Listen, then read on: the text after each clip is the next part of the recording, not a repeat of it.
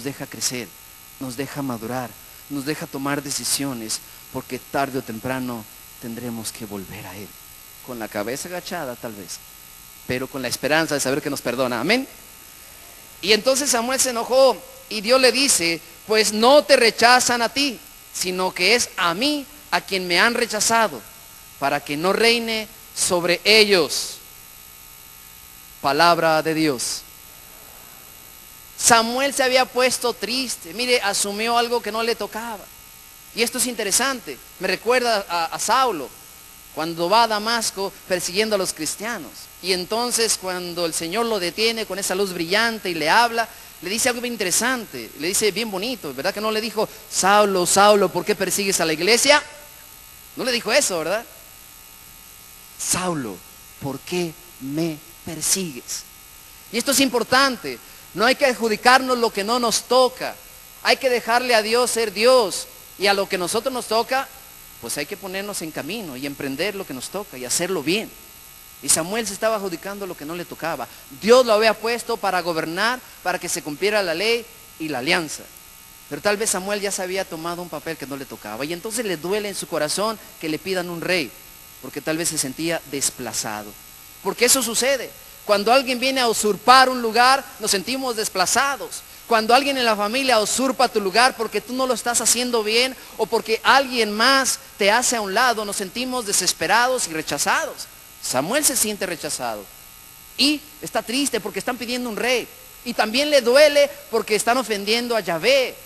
Están rechazando a su Dios, a quien los liberó, a quien les dio una vida nueva. Y así nos sentimos a veces en nuestra familia cuando tu hijo te rechaza, cuando ya no quiere escuchar tus consejos, cuando ya no quieren saber más de lo que tú les quieres enseñar, cuando ya no quieren ir a misa. ¿Cuántas veces las mamás se me acercan, padre, mi hijo ya no quiere ir a la iglesia, ya no quiere saber de Dios? Y es duro, máxime cuando no quieren saber de ti, cuando no quieren convivir contigo. Y entonces aquí empieza la historia, van a nombrar a un rey. ¿Quién es el primer rey? Saúl. Eligen a Saúl. Saúl es el primer rey que va a tomar posesión y va a vivir como los demás reyes, y Dios se los advirtió. Y le dice a Samuel, dile que les voy a dar un rey, pero también adviérteles lo que les va a pasar. Y se los dice. Samuel le dijo al pueblo, y miren lo que su rey va a hacer, le tomará a sus hijos y los va a destinar a sus carros de guerra y a sus caballos, y los hará correr delante de su propio carro, y los va a emplear en su cuenta, y los va a tener ahí para labrar sus tierras, y les quitará a sus hijas, y tomará las cosechas, y les va diciendo todo lo que les va a pasar. ¿Y qué creen? Al final de todo eso que dice el pueblo, sí, queremos rey. Dios les advirtió qué tipo de rey iban a tener, y sin embargo lo aceptaron, querían eso. ¿Y cuántas veces así sucede? Sabes que te va a pasar eso. Sabes que si te metes en ese camino te vas a enlodar. El adicto sabe qué contiene la droga que se está metiendo por su cuerpo. Lo sabe y sin embargo vive las consecuencias. Porque cuando dejamos a un lado aquel que es la vida, aquel que puede reinar en nuestras vidas, entonces vivimos esclavizados. Y llega un momento que ya no nos importa las consecuencias. Porque el placer es momentáneo, porque queremos ser como los demás, porque todo lo hacen.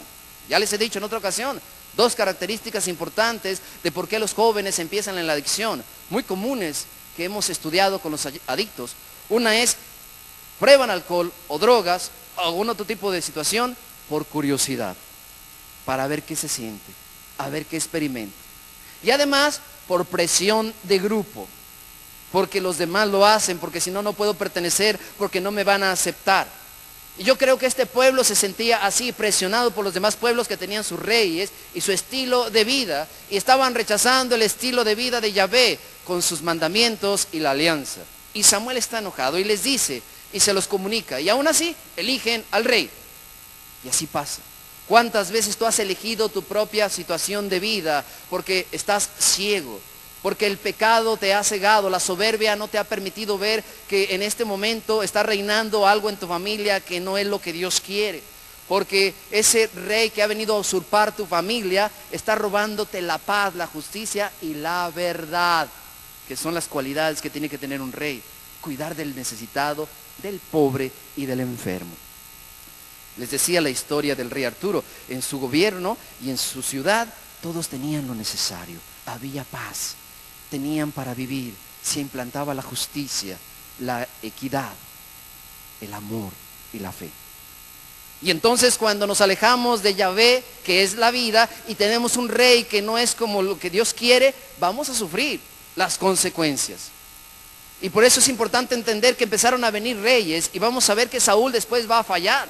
Saúl comete desobediencia y peca contra Dios, y Dios lo va a destituir.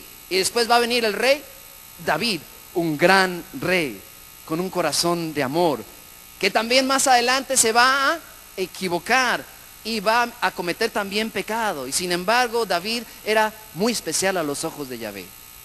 Pero lo que quiero decirles es que la historia de Israel cambió. Desde el momento en que ellos pidieron un rey, su estilo de vida cambió. Y entonces los reyes que iban eligiendo, algunos eran excelentes. David es ejemplo de ello. Y eso no implica que no haya cometido un error. Eso no implica que todo lo bueno que hizo se haya borrado, porque suele pasar. Usted comete un error y todo el mundo se da cuenta y se lo recalca en la cara.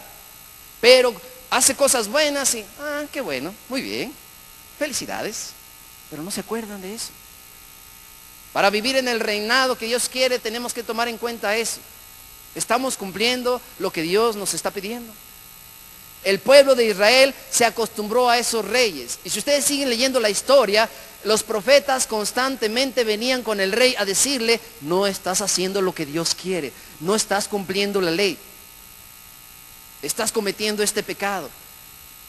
Y se va exigiendo al rey que cuide de las viudas, de los huérfanos, de los pobres, y que tenga justicia, que haga la justicia. Pero también tiene que estar en constante guerra para cuidar su reino, su territorio. Lo interesante es que el rey tiene que tener dos tipos de personajes muy importantes. Uno son los súbditos, es decir, aquellos que viven con él, le cuidan, le acompañan, le sirven, están de cerca, se encargan de sus necesidades, le son fieles, lo ven y se inclinan hasta el suelo, tienen todo lo necesario. Es el que convive más con el rey. El súbdito, es decir, el vasallo, pues, son los que conviven en el palacio y están muy cerca al rey, y que deben de ser de su confianza y deben de tenerle fidelidad.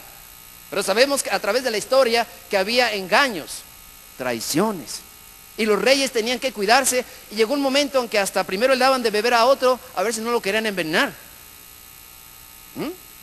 Pero también sabemos que Dios les enviaba a los profetas a través de la historia de los profetas, y en todos, para recordarle al rey que tenía que vivir de acuerdo al corazón de Yahvé.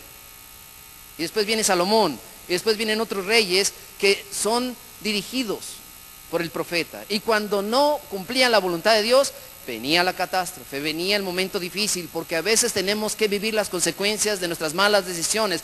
Pero hay un problema. Cuando el rey no vivía la voluntad de Dios, cuando el rey no acataba las órdenes de Dios, sufría a él y todo su reino con él. Y esto es lo más doloroso.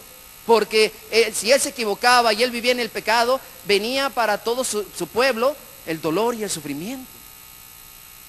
Pero sin embargo, la misericordia de Dios siempre estaba ahí, mandándoles paz y esperanza. Y entonces cuando el rey se arrepentía, se convertía, lloraba de su pecado, volvía a la justicia, volvía a la alianza, entonces la paz volvía a ese pueblo, al pueblo de Dios. Va caminando la historia y nos damos cuenta entonces que los reyes no están haciendo lo que Dios quiere. Pero hay un plan de salvación.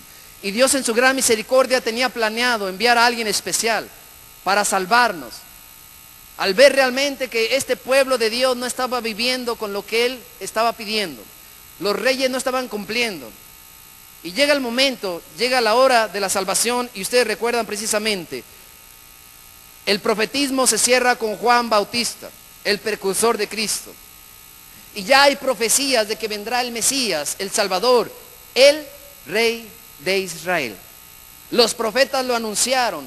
Jesús se lo recuerda a los discípulos de Emaús cuando van de regreso bien tristes porque esperaban algo más de Jesús. Ellos creían